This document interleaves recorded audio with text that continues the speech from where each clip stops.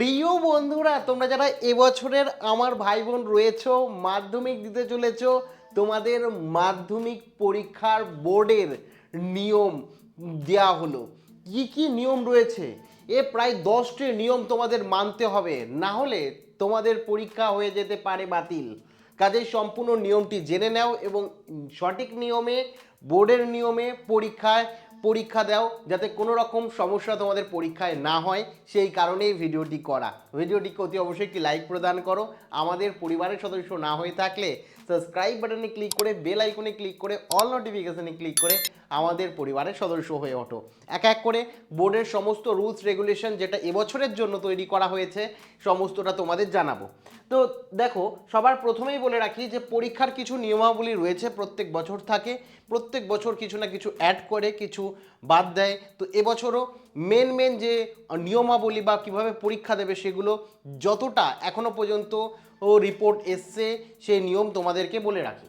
দেখো, প্রথমেই বলে রাখি, পরীক্ষা তোমরা গেলে প্রশ্নপত্র পাবে এবং প্রথম দিন চেষ্টা করবে পরীক্ষা আগে, মানে পরীক্ষা চালু হওয়ার মোটামুটি 45 মিনিট আগে চলে যাবে, কারণ সে তখন তোমাদের রুম খুঁজতে হবে, তোমায় কোথায় বসবে সেটা দেখতে হবে, তো একটু টাইম লাগবে। তো এক্ষেত্রে প্রথম রুলস সেটা হচ্ছে, পরীক্ষা তো তুমি শুরু করবে, পরীক্ষার 1 ঘন্টার মধ্যে তুমি বাইরে যেতে পারবে না, বাথরুমও যেতে পারবে না যদি তোমার বাথরুম পাই, ঠিক আছে? সেই কারণে কিন্তু তোমরা অবশ্যই পরীক্ষার আগে এই বিষয়গুলো মাথায় রাখবে, যাতে 1 ঘন্টা যেতে না হয় সেরকম প্রিপারেশন কিন্তু রাখবে, যে 1 ঘন্টা যেতে তোমার যাওয়া কিন্তু নিষিদ্ধ। প্রথম 1 ঘন্টা তুমি যেতে পারবে না, এবং এটা কিন্তু বোর্ডের অফিসিয়াল নিয়ম। 1 ঘন্টা কেউ যেতে পারবে না, এবং কোনো জায়গায় যদি কোনো স্কুলে যদি কোনো ইনভিজিলেটর যে রয়েছে, শিক্ষক যে রয়েছে, যদি পারমিশন দেয় সেক্ষেত্রে যেতে পারে। বোর্ড অনুযায়ী 1 ঘন্টা, প্রথম 1 ঘন্টায় বাইরে বেরোনো যাবেই না, ঠিক আছে? সে বাথরুম পেলেও বা বিশেষ কোনো কারণ ছাড়া। তারপরে হচ্ছে, তোমরা দেখো বিভিন্ন সাবজেক্টের টিচার থাকে।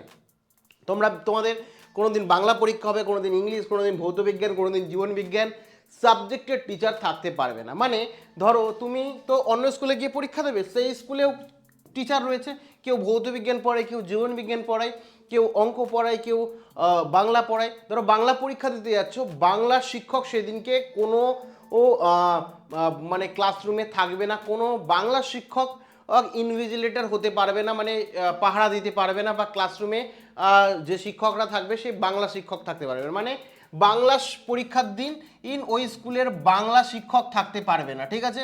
মানে যে সাবজেক্ট পরীক্ষা দেবে, ধরো অঙ্ক পরীক্ষার দিন অঙ্ক টিচার থাকবে না, সেই কারণে শিক্ষকদের কাছে জিজ্ঞাসা করবে, এরকম করবে না, কারণ যে বিষয়ে শিক্ষক সেই বিষয়ের টিচার কিন্তু থাকবে না, তোমার রুমে অন্য শিক্ষক থাকবে। কাজেই বোর্ডের থেকে অফিসিয়ালি বলে দেওয়া আছে যে সাবজেক্টের যে টিচার, সেই সাবজেক্টের টিচার পরীক্ষা নিতে পারবে না, ক্লিয়ারভাবে বলা আছে। তারপরে হচ্ছে, তোমাদের সিসিটিভি ক্যামেরা কিন্তু থাকবে, অবশ্যই পুলিশ মোতায়েন থাকবে। ভেতরে পুলিশ থাকতে পারে, সিভিল ড্রেসে যারা থাকবে অবশ্যই। তারপরে সিসিটিভি ক্যামেরা, তোমরা কি হচ্ছে, সিসিটিভি ক্যামেরা তোমাদের লাগানো থাকবে প্রত্যেকটা ক্লাসরুমে।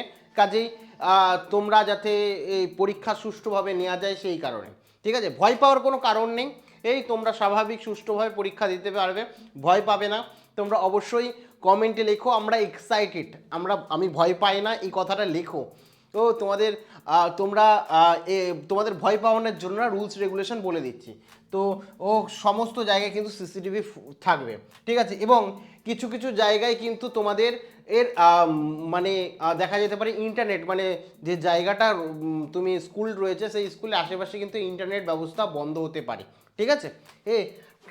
তারপরে হচ্ছে কোশ্চেন খোলা হবে কিন্তু ক্লাসরুমে, অবশ্যই দেখে নেবে যে কোশ্চেন পেপার, যে কোশ্চেনটা তুমি পাবে পরীক্ষার প্রশ্নপত্র, সেটা কিন্তু ক্লাসরুমেই তোমার ক্লাসে শিক্ষকরা আসবে, সিল করা থাকবে, শিক্ষক সিল খুলবে, তারপরে তোমাদের প্রশ্নপত্র দেবে, যাতে প্রশ্নপত্র লিক না হয় সেই কারণে তোমাদের সামনেই, তোমাদের ক্লাসরুমেই কিন্তু শিক্ষকরা বা ইনভিজিলেটর যারা থাকবে তারা কিন্তু কোশ্চেন খুলবে, খুলে তোমাকে সঙ্গে সঙ্গে দেবে।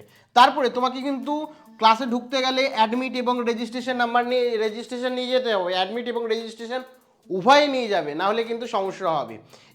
এগুলো কিন্তু অবশ্যই বোর্ডের অফিসিয়াল নিয়ম আমি বলছি, ঠিক আছে? তোমাদের জেনে রাখা দরকার। তোমরা যদি কেউ রেজিস্ট্রেশন বা অ্যাডমিট কার্ড মনে আছে, নাম্বার নিয়ে যাচ্ছ না, তাহলে কিন্তু হবে না, নিয়ে যেতেই হবে।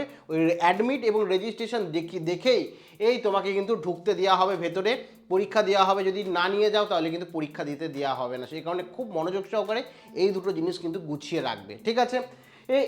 এছাড়া পরবর্তী আরও ইম্পর্টেন্ট কিছু নিয়ম রয়েছে, সেটা বলবো। তার আগে বলে রাখি, যারা অঙ্ক নিয়ে চিন্তা করছো, ঠিক আছে, অঙ্কে দুর্বল রয়েছে, অঙ্ক নিয়ে চিন্তা করছো, তোমাদের জন্য কিন্তু মাধ্যমিক অঙ্ক ব্রহ্মাস্ত্র সাজেশন আমি দিয়ে দিয়েছি, যেখানে তোমরা জানো 2017 থেকে ঠিক আছে অনলাইনে, ঠিক আছে অনলাইনে কমন দিয়ে আসছি 2017 থেকে, হিসাব করে নিতে হবে। এবং প্রত্যেক বছর কিন্তু 90% প্লাস কমন এসছে।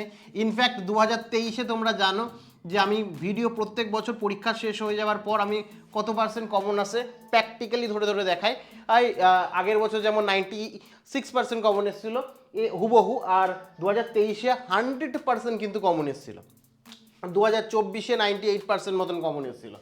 তো পুরোপুরি প্রত্যেক বছরের কমনের রেকর্ড তোমরা বলতে পারো, এবং বিগত বছরগুলোতে কমনের রেকর্ড তোমরা বলতে পারো। এবং এখানে পাটিগণিত, বীজগণিত, জ্যামিতি, পরিমিতি, ত্রিকোণমিতি, রাশিবিজ্ঞান, তোমাদের যে এমসিকিউ রয়েছে, এমসিকিউ, তারপরে এসিকিউ 2 নম্বরের যে কোশ্চেন রয়েছে 2 নম্বরের কোশ্চেন, এবং 3 নম্বরের কোশ্চেন, উপপাদ্য, সম্পাদ্য, সমস্তটা উত্তর সহ কমপ্লিট করে দেওয়া আছে, যাতে যারা দুর্বল অঙ্কে কোনো অঙ্ক নিয়ে চিন্তা করছে, পাস মানে একটা সাবজেক্টে ফেল করলে তো পুরোপুরি ফেল, তো অঙ্কেও যাতে চিন্তা না থাকে, দুর্বল যারা স্টুডেন্ট রয়েছে তারা যাতে এই অঙ্কের সাবজেক্টটা মাধ্যমিকের রেজাল্টে বাধা না হয়ে দাঁড়ায়, সেই কারণে কিন্তু তোমাদের জন্য রয়েছে মাধ্যমিকের অঙ্কের ব্রহ্মাস্ত্র।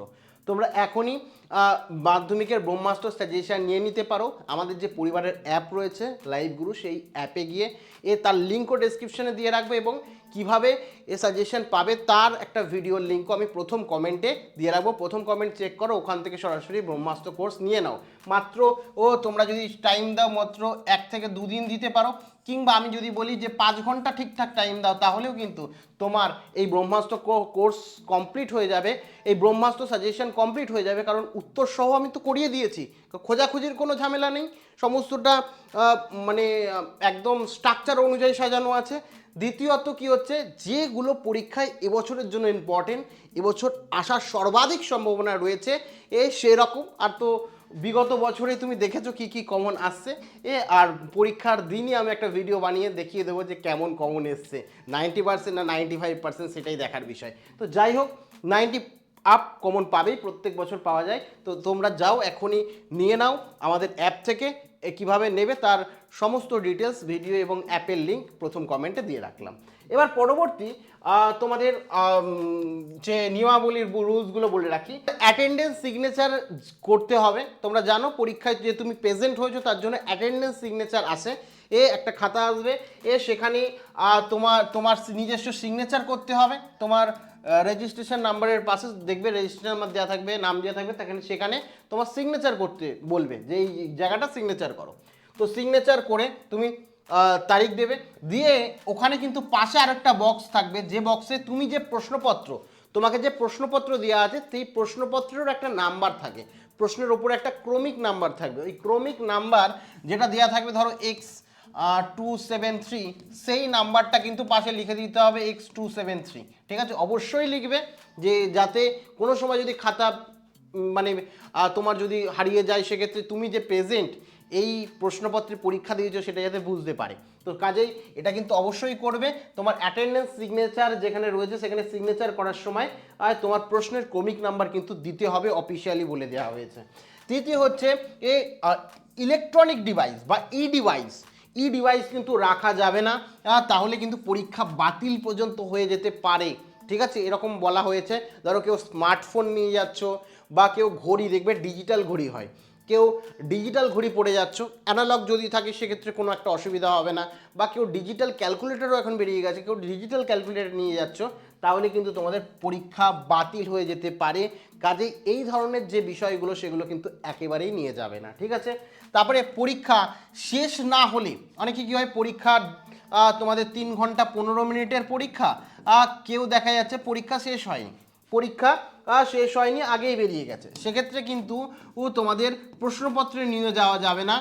পুরো পরীক্ষা কমপ্লিট হয়ে যাওয়ার পর, 3 ঘন্টা কমপ্লিট হয়ে যাওয়ার পর তুমি প্রশ্নপত্র নিয়ে যেতে পারো। 15 মিনিট তো তোমাদের দেখার জন্য দেবে। পরীক্ষা কমপ্লিট হয়ে যাওয়ার পর তোমরা কিন্তু প্রশ্নপত্র নিয়ে যেতে পারো এবং এক্সট্রা রুমের ব্যবস্থা থাকবে, এক্সট্রা রুমের ব্যবস্থা থাকবে। ধরো কেউ ধরো অসুস্থ হয়ে পড়লো, অনেকেই টেনশন করে, আমি তো বলবো কোনো টেনশন নেই। আমি জানি অঙ্কে টেনশন আছে, সেই টেনশনের আমি উপায় বলে দিয়েছি, কোনো টেনশন নেই। তোমরা